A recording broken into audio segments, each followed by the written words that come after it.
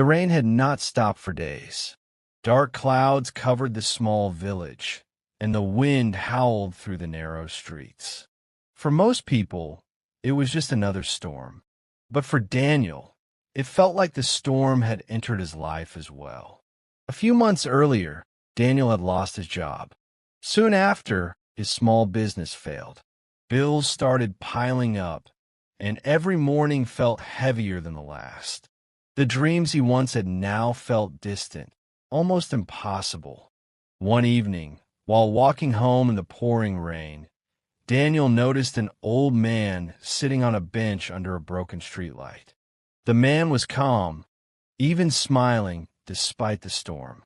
Daniel couldn't help but ask, "How can you sit here, smiling in weather like this?"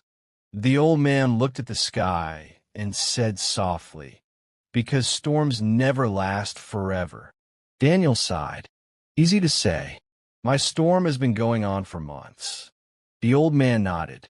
"Let me tell you something." He pointed toward a small plant growing through a crack in the concrete beside the bench. "See that plant?" he asked. Daniel looked closer. It was small, fragile, and soaked by rain. "That plant didn't choose where it grew," the old man continued. "It grew in the hardest place possible, surrounded by concrete, with barely any soil. Yet it kept growing." Daniel stayed silent. "Life is like that," the man said. "Sometimes you grow in perfect gardens. Sometimes you grow through cracks in the pavement. But growth is still possible." The rain slowly began to calm. The old man stood up and added one more thing before leaving. "Hard times don't come to destroy you. They come to reveal how strong you really are." Daniel walked home that night thinking about the plant.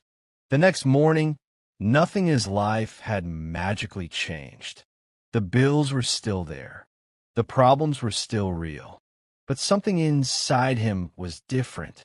Instead of seeing only the storm, he started looking for small opportunities, like that little plant searching for sunlight. He applied for jobs again. He learned new skills online. He started helping a neighbor fix things around the house, which slowly turned into small repair work around the village.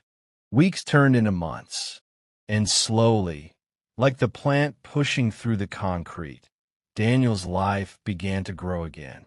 Years later, Daniel often shared that story with others who were struggling, and he always ended with the same words.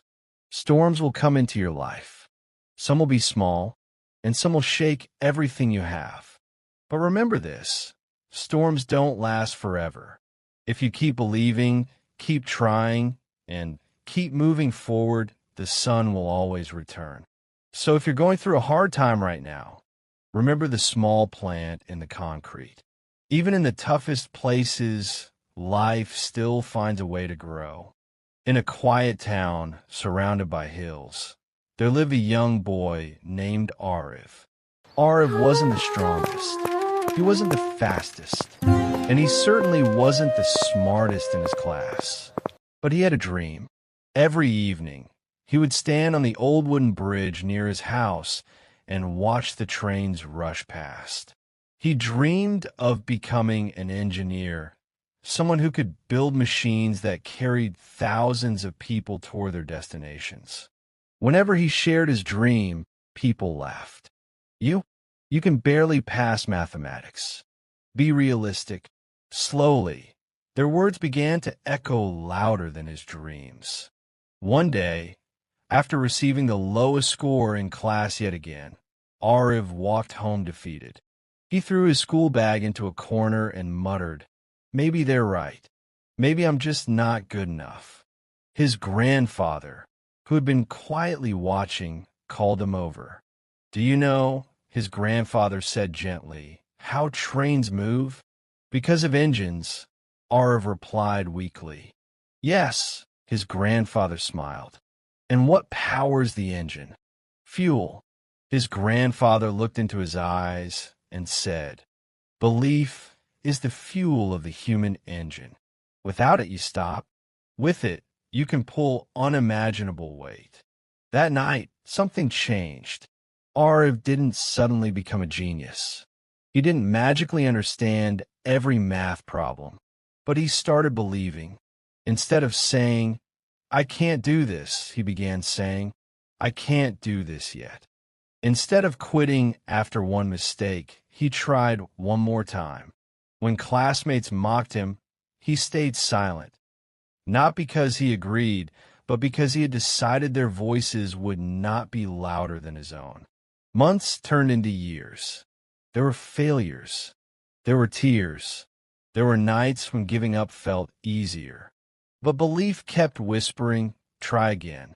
One day, Arv stood on a stage, not as a spectator, but as a graduate engineer receiving an award for designing an energy-efficient railway engine. As applause filled the hall, he remembered that small boy on the wooden bridge. The boy who wasn't the strongest. The boy who wasn't the smartest. But the boy who chose to believe. And that made all the difference.